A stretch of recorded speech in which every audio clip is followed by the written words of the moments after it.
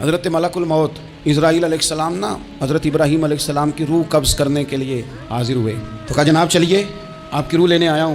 تو حضرت ابراہیم علیہ السلام فرمانے لگے اسرائیل، یہ قاضی ثناء اللہ صاحب پانی پتی رحمۃ اللہ علیہ نے اس کو تفسیر مظہری میں لکھا ہے۔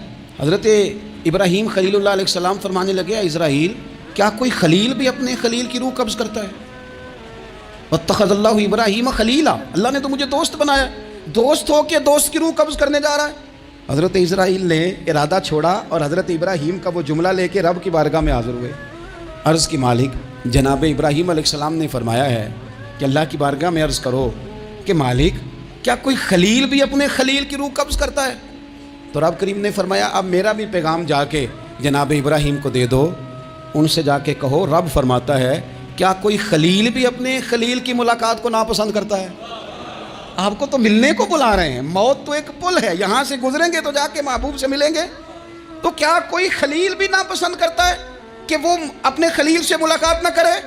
حضرت سیدنا اسرائیل علیہ السلام پیغام لے کے آئے اور کہا ہے اللہ کے خلیل رب فرماتا ہے کیا خلیل بھی خلیل کی ملاقات کو تو حضرت ابراہیم تو کھول کے روئے، کہنے لگے اب دیر نہ کر، اب ذرا جلدی کر،